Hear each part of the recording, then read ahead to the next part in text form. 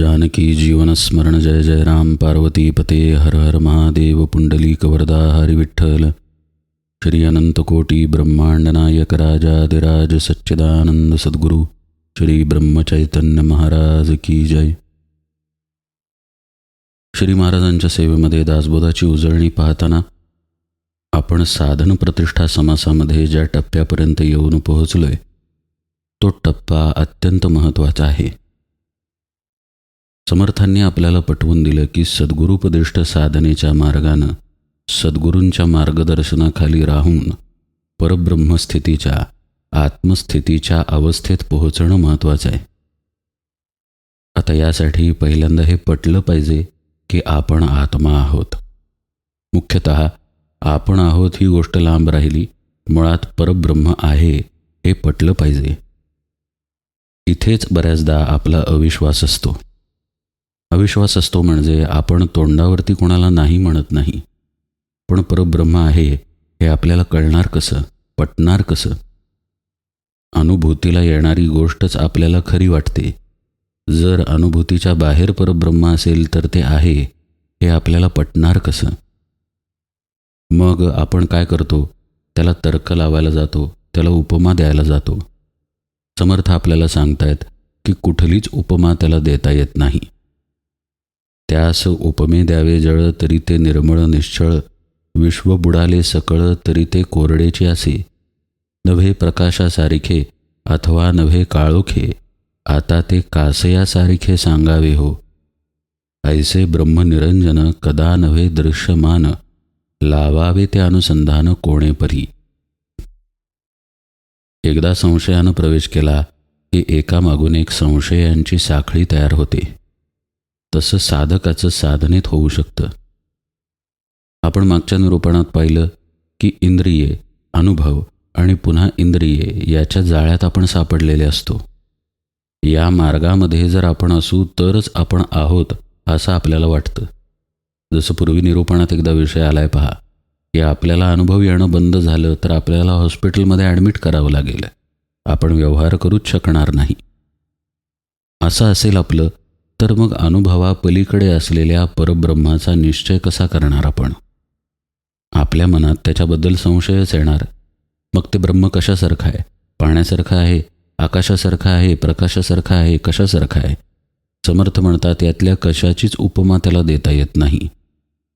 म्हणजे इथे विश्वासच ठेवावा लागेल की ब्रह्म आहे आणि मग त्याच्यापुढे असा विश्वास ठेवावा लागेल की ते आपण आहोत. आता हे आपल्याला पटावं यासाठी समर्थांनी पुष्कळ ओव्यापुढे सांगितलेले आहेत. आपल्या मनातील संदेहही मांडलेले आहेत. जसे या ओवीमध्ये संदेह ते मांडतायत पहा.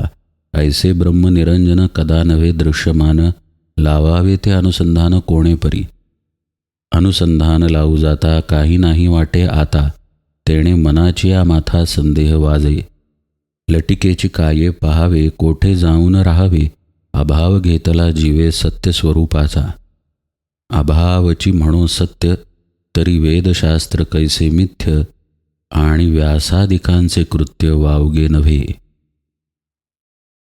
समर्थ साधकाच्या मनातील संशय मांडतात की जर ब्रह्मनिरंजन आहे, कुठल्याही दृश्यात बसत नाही, दिसत नाही, तर त्याचा अनुसंधान कसं लावावं?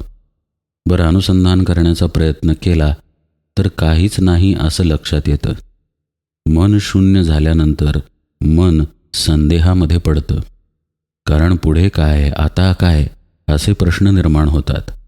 कारण सवय आहे ना, अनुभव आला तर काहीतरी आहे किंवा आपण आहोत. अनुभव थांबल्यानंतर पुन्हा संदेह तयार होतो. म्हणजे इथे केवळ विश्वासच उपयोगी पडतो की ब्रह्म आहे आणि आपण ते आहोत. असं जर स्थिर राहता आलं नाही तर संदेहात अडकल्यानंतर पुन्हा संदेहांची साखळी तयार होते. समर्थ शिष्याच्या ठिकाणी भ्रम कसा तयार होतो त्याचं वर्णन करताना म्हणतात, लटिकेची काय पाहावे कोठे जाऊन राहावे असं त्याला वाटतं. म्हणजे आता त्याला पाहता येत नाही हे खरं आहे ना, मग आपण त्याला पाहण्याचा प्रयत्न कशाला करायचा?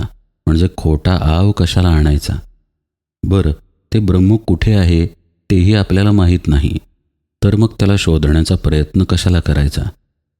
अभाव घेतला जीवे सत्य स्वरूपाचा. अशा शंकांमुळं, संशयांमुळं अश्रद्धा उत्पन्न होते.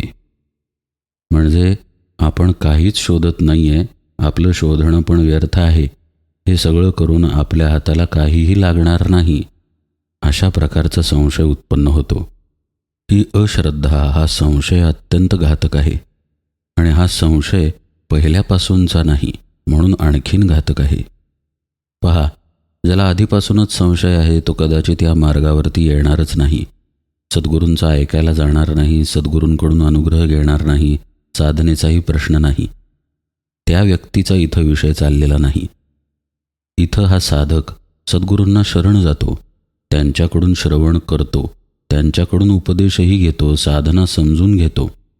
पण काही मिळत नाही आहे, काही होत नाही आहे, काही कळत नाही आहे, काही घडत नाही आहे. यातून संशय उत्पन्न होतो की आपले प्रयत्न व्यर्थ आहेत. आता पुष्कळ वर्ष ध्यान केलं, पुष्कळ वर्ष नाम घेतलं, काहीही होत नाही आहे, मार्ग सोडून दिला, असं त्याचं होतं. आपला शोध हा आपल्या प्रकृतीतून होतो. आपली प्रकृती रजतमात्मक असते आणि ती प्रकृती मूळ मायेतून प्रगट झालेली असते. आपलं स्वरूप या सगळ्याच्या पलीकडे आहे हे सद्गुरू आपल्याला सांगत असतात. तिथंपर्यंत पोहोचणं म्हणजे काहीतरी मिळवणं, हा भ्रम जोपर्यंत जात नाही तोपर्यंत आपल्या आतील तळमळ जाणार नाही. पहा, मन एकाग्र होत नाही असं आपल्याला वाटतं, बरोबरच आहे. पण असं आपल्याला कुठे वाटतं इकडं आपलं लक्ष जात नाही. आपल्याला निरूपण समजतं, पण कुठे समजलं इकडं आपलं लक्ष जात नाही. आपल्याला बुद्धीत समजलेलं असतं. मन शांत नाही हेही आपल्याला मनामध्येच कळलेलं असतं. आपलं मन हे फसवं होऊन मृगजळासारखं समोर येतं. पाणी आहे वाटतं, पण पाणी असत नाही. या भ्रमातून बाहेर पडायला सद्गुरुपदिष्ट साधना हा एकमेव पर्याय असतो. साधनेत जो स्थिर राहतो त्याला मनाला बाजूला करता येतं. पण हे मनाला बाजूला करणं, त्याचबरोबर विचारांना आणि तर्कालाही बाजूला करणं असतं, हे आपण बऱ्याचदा विसरतो. आपला असा समज असतो की मन बाजूला झालं तर ते आता कळेल, म्हणजे आपली आध्यात्मिक प्रगती आपल्याला कळेल. पण असं पुढे परमार्थात होत नाही. ज्याला कळायचं आहे त्याला जर देहबुद्धीच्या अंगानं कळलं तर देहबुद्धी तशीच राहिली असा अर्थ होणार नाही का?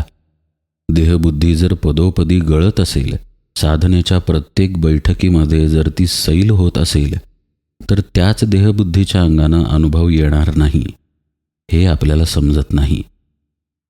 पहा, आळीस भ्रमराचा अध्यास तेणे भ्रमरपणा येतीस, असं संत सांगतात. आळीला भ्रमर होण्याचा ध्यास लागतो किंवा आळीचं फुलपाखरू होतं. आता ही जर प्रक्रिया आपण पाहिली तर लक्षात येईल की फुलपाखरामध्ये आळीचा कोणताही गुणधर्म नाही. मग आळी आपण आळी म्हणून कशी आहे हे फुलपाखरू होत असताना तपासत कशी राहील? तसं साधनेच्या बाबतीत आहे. अनुभवाची आस असलेली देहबुद्धी, अनुभवाला अनुभवणारी देहबुद्धी, अनुभव नाही हे कळणारी, अनुभव आला हे कळणारी देहबुद्धी जर जात असेल तर ती अनुभवांमधून कळणार कशी? इथे जो गुंता तयार होतो तिथे जर साधक सद्गुरूंवरती विश्वास ठेवून स्थिर राहिला नाही तर आता इथे काहीच नाही, आणि काहीच नाही तर मग कशाला शोधायचं, असा संशय घेऊन साधना सोडून देतो. समर्थ पहा, ब्रह्म कसं आहे हे तर सांगत आहेतच, अनेक वेळा अनेक ठिकाणी दासबोधात त्यांनी हे सांगितलेलं आहे. पण इथं ते विशेषत्वानं हे सांगतायत की कशा प्रकारे साधकाच्या आतही संशय उत्पन्न होतो, अश्रद्धा उत्पन्न होते. समर्थ म्हणतायत, अभावची म्हणो सत्य तरी वेदशास्त्र कैसे मिथ्य आणि व्यासादिकांचे कृत्य वावगे नव्हे. अशा प्रकारे जर आपल्या तर्कानं परब्रह्माबद्दल म्हणजे आपल्या स्वरूपाबद्दल अश्रद्धा जर बाळगली तर वेदांनाही खोटं म्हणावं लागेल आणि व्यासादिकांचं जे कार्य आहे तेही खोटं म्हणावं लागेल. म्हणून समर्थ म्हणतायत, म्हणून मिथ्या म्हणता नये बहुत ज्ञानाचे उपाये, बहुती निर्मिले ते काये मिथ्या म्हणावे. म्हणून या ब्रह्मज्ञानाला, आत्म्याला, आपल्या स्वरूपाला खोटं म्हणता येत नाही. अनेकांना त्याचं ज्ञान व्हावं म्हणून अनेक उपाय सांगितले गेलेले आहेत. त्या सगळ्या उपायांना आणि ज्यांना आजपर्यंत ज्ञान झालं त्या सगळ्यांना खोटं म्हणता येत नाही. अद्वैत ज्ञानाचा उपदेश गुरुगीता तो महेश सांगता होये पार्वतीश पार्वती प्रती. थोडे दाखले समर्थांनी पुढे दिले की या अद्वैत ज्ञानाचा उपदेश पार्वतीपती म्हणजे शंकर पार्वतीला करतात, त्यालाच गुरुगीता असं म्हणतात. अवधूत गीता केली गोरक्षीस निरोपिली, ते अवधूत गीता बोलिली ज्ञानमार्ग. विष्णू होऊन राजहंस विधीस केला उपदेश, ते हंस गीता जगदीश बोलिला स्वमुखे. ब्रह्मा नारदा उपदेशित चतुश्लोकी भागवत, पुढे व्यासमुखे बहुत विस्तारले. वसिष्ठ सार वसिष्ठ ऋषी सांगता झाला रघुनाथासी, कृष्ण सांगे अर्जुनासी सप्तश्लोकी गीता. ऐसे सांगावे ते किती, बहुत ऋषी बोलिले बहुती, अद्वैत ज्ञान आदी अंती सत्याची असे. अवधूतांनी अवधूत गीता गोरक्षनाथाला सांगितली, तिच्याद्वारे ज्ञानाचाच उपदेश केला. विष्णू हंस झाला आणि स्वतःच्या मुखानं ब्रह्मदेवाला त्यानं जो उपदेश केला तो हंसगीता म्हणून प्रसिद्ध आहे. ब्रह्मदेवानं नारदाला 4 श्लोकांमध्ये ज्ञानाचा उपदेश केला, त्याला चतुश्लोकी भागवत म्हणतात. पुढे त्याचाच विस्तार व्यासांनी केलेला आहे. वसिष्ठ ऋषींनी रामचंद्रांना उपदेश केला, योग वसिष्ठत्व आहे. कृष्णानं अर्जुनाला गीता सांगितली. समर्थ ही सगळी यादी अशासाठी देत आहेत की या सर्व ग्रंथांमध्ये अद्वैत ज्ञानाचा उपदेश केला गेलेला आहे, परब्रह्माबद्दल सांगितलेलं आहे आणि आपणच ते ब्रह्म आहोत हेही सांगितलेलं आहे. त्यामुळं त्या ज्ञानाच्या उपदेशाला आणि परब्रह्माला आणि तो उपदेश अनुसरून जे ब्रह्मस्थितीत गेले या कोणालाही खोटं म्हणता येत नाही. समर्थ आपल्याला सांगतायत की कुठल्याही प्रकारे संशयाला जागा देऊ नका, स्थिर रहा साधनेमध्ये. म्हणून मिथ्या आत्मज्ञान म्हणता पाविजे पतन, प्रज्ञेरहित जे जन तयासी हे कळेना. जेथे शेषाची प्रज्ञा मंदली, श्रुतीस मौन्य मुद्रा पडिली, जाणपणे नवचे वदली स्वरूप स्थिती. आपणास नुमजे बरवे म्हणून मिथ्या कैसे करावे, ना तरी सदृढ धरावे सद्गुरु मुखे. ज्या स्वरूप स्थितीचं परब्रह्माचं वर्णन करताना शेषही थकून जातो, श्रुती स्मृती थकून जातात, वेद थकून जातात, ते सुद्धा मौन धरतात, तिथं त्या स्वरूपाला मी जाणतो या अभिमानात कदापि शिरू नये. आणि आपल्याला इंद्रियांनी ती कळत नाही आहे स्थिती म्हणजे ती नाही आहे असं पण म्हणू नये. आपल्याला काही कळलं नाही तर ते खोटं असत नाही असं समर्थ म्हणतायत पहा. आपणास नुमजे बरवे म्हणून मिथ्या कैसे करावे. पुढं त्यांनी उपाय सांगितलाय आणि मर्म सांगितलंय, ना तरी सदृढ धरावे सद्गुरु मुखे. पूर्वीपासूनच निरूपणामध्ये आपण ज्या मर्माचा उल्लेख करतोय तो इथे समर्थांनी स्पष्टपणे सांगितला. सद्गुरु मुखातलं श्रवण, त्याचं मनन चिंतन हे अगदी दृढतेनं धरावं. कारण आपलं मन चंचल आहे, बुद्धी पण चंचल आहे, त्याच्यात कधीही भ्रम उत्पन्न होऊ शकतो. त्यामुळं आपल्याला आपल्याच तर्कांमुळे संशय येत असेल तर अगदी ते तर्क आणि संशय बाजूला टाकावा. सद्गुरूंनी जे सांगितलेलं आहे ते दृढ धरून आपली वाट चालत राहावी. मिथ्या तेची सत्य झाले, सत्य असोन मिथ्या केले, संदेह सागरी बुडाले अकस्मात मन. असं आपल्या मनाचं होऊन जातं. परब्रह्मस्थिती आपल्याला खोटी वाटत होती. का खोटी वाटत होती? कारण आपल्याला अनुभव नाही, अनुभव येऊच शकत नाही अशी ती स्थिती आहे, इंद्रियांच्या पलीकडची आहे. पण जेव्हा आपण विश्वासानं सद्गुरु वचन ऐकलं त्यावेळी ते खरं आहे असं मानलं, पण अनुभव नाही त्यामुळे संशयात पडलो आणि आपण सत्यता देतो प्रपंचाला, दृश्याला, जे जे इंद्रियांना अनुभवाला येतं त्याला. पण तेही खोटं आहे हे पण आपल्याला कळतं. कारण असा आनंद तरी मिळतो जिथे इंद्रिय नाही, किंवा तर्कानं तरी सद्गुरू आपल्याला सांगतातच की इंद्रिय सुख काही खरं सुख नाही. मग अशी स्थिती येते की आत्म्याचाही अनुभव नसतो आणि प्रपंचही खोटा वाटत असतो आणि मग तिथं मन आणखीन संशय सागरात बुडून जातं असं समर्थ म्हणतायत. मनाचा एक प्रकारे गोंधळच होतो. कळत नाही मनाला की काय खरं आहे. अशा स्थितीला उपाय काय? मगाशी सांगितलेलाच उपाय, सद्गुरूंवरचा विश्वास, सद्गुरू वचनावरचा विश्वास. तो विश्वास दृढ धरून साधनेमध्ये स्थिर राहणं. समजेल अशा भाषेत सांगायचं झाल्यास, कोणताही अनुभव येत नसला तरी पुष्कळ वर्षांची ध्यानाची, नामस्मरणाची साधना सोडून देऊ नये. सद्गुरू वचनावरचा विश्वास ढळू देऊ नये. आपल्याला प्राप्त होत नाहीये असं वाटत असलं तरीही साधना सोडू नये. आपल्याला प्राप्त होत नाहीये असं वाटणं हीच मायेची खूण आहे, हाच भ्रम आहे. आपल्याला प्राप्त झालं असं वाटणं ही सुद्धा जशी माया तशीच ही पण माया. जे काही वाटतं ते मायेमध्ये वाटत असतं, भ्रमामुळं वाटत असतं, हे समजून घ्यावं आणि साधनेमध्ये दृढ राहावं. असं पहा, भगवंताचं नाम किंवा शांत ध्यानाला बसणं किंवा त्या नामामध्ये आणि ध्यानामध्ये मुरून जाणं, या ठिकाणी आपलं मनच शिल्लक राहत नाही. त्यामुळं तिथं संशय असत नाही. आपली अडचण अशी होते की आपण त्या स्थितीमध्ये कायम राहू शकत नाही. व्यवहार, प्रपंच, कर्तव्य करण्यासाठी आपल्याला देहबुद्धीवरती यावं लागतं. मन पुन्हा सुरू होतं, विचार, तर्क सगळं काही सुरू होतं आणि मग तिथे संशय यायला लागतो. इतकी वर्ष साधना करतोय, अजून हाताला काही लागलं नाही असं वाटायला लागतं. समर्थ आपल्याला सावध करतायत की या मनाच्या भानगडीत पडू नये. कुठलीही कल्पना, कुठलाही संकल्प सत्य मानू नये. आपली नियमाची जी साधना आहे, नियमाचं जे श्रवण आहे, त्याचं चिंतन मनन आहे, ते अगदी हट्टानं आणि प्रयत्नानं करावं. पहा, समर्थ म्हणतायत, मनास कल्पा याची सवे, मने कल्पिले ते नव्हे, तेणे गुणे संदेह धावे, मीपणाचेनी पंथे. या मीच्या जर नादी आपण लागलो तर संकल्प विकल्पात अडकून पडतो आणि तो संकल्प विकल्प आपल्या बुद्धीवर परिणाम करतो. त्यामुळे पहा, अगदी सुरुवातीला सद्गुरूंबद्दल जे प्रेम असतं, जी निष्ठा असते, जी श्रद्धा असते, ती आता राहत नाही. कारण हे मनच आहे. सद्गुरूंमध्ये बदल झालेला असत नाही. भगवंताच्या नामात किंवा ध्यानाच्या साधनेत बदल असत नाही. बदल आपल्या मनामध्ये होत असतो.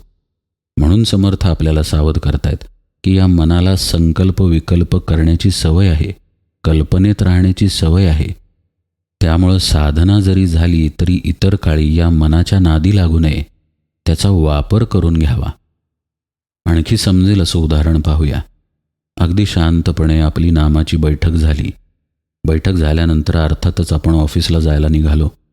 काहीतरी अद्वैत तत्त्वज्ञान कानावरती पडलं, जे की पडणारच आहे. आता दासबोध श्रवण केला काय किंवा ज्ञानेश्वरी श्रवण केली काय, अद्वैत ज्ञान कानावरती पडणारच आहे. त्या ज्ञानातून मन असा भ्रम उत्पन्न करतं की अरे हे कधी जमणार, हे आपल्याला कधी मिळणार, आपल्याला भगवंत थोडीच भेटेल.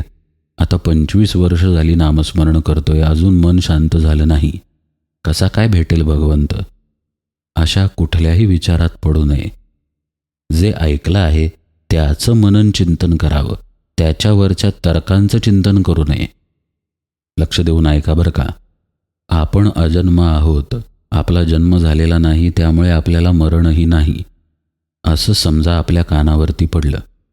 आता हे अद्वैत तत्त्वज्ञान आहे, आपल्या स्वरूपाबद्दलचं विधान आहे की आपण अजन्म आहे. आता याचं चिंतन करावं की आपण अजन्मा आहोत. अहो मी तर जन्माला आलेलो होतो, हे अजन्मा कसं म्हणतात आपल्याला, अशा तर्काचं चिंतन करू नये. आपण अजन्म आहोत याच्या चिंतनात जर आपण मुरत गेलो तर अजन्मा जो आत्मा आहे त्याचे गुण आपल्याला लावून पाहावेत. तपासावं, सुखदुःख आहे का, असेल तर आपल्याला ते नाही याचा विवेक करावा. पाहावं, मनात विकल्प आहेत का, असतील तर आपण निर्विकल्प आहोत हा विवेक करावा आणि त्या विकल्पांपासून बाजूला व्हावं. आपल्या मनात जर भीती असेल, संशय असेल, चिंता असेल, काळजी असेल, व्यग्रता असेल, अस्वस्थता असेल, काम क्रोधादी षड्रिपू असतील, तर लक्षात घ्यावं की आपण तर निर्लेप आहोत, गुणातीत आहोत, शुद्धतम आहोत. तर मग आपल्यापाशी हे गुण नसले पाहिजेत. म्हणजेच आपण या कामक्रोधांपासून, या भीती काळजीपासून वेगळे असलो पाहिजे. हा विवेक करावा आणि पुन्हा आपल्या शांततेत जावं. हे झालं श्रवण केलेल्या गोष्टीचं चिंतन मनन. असं न करता मन काय करतं? समर्थ म्हणतायत कल्पना करायला जातं.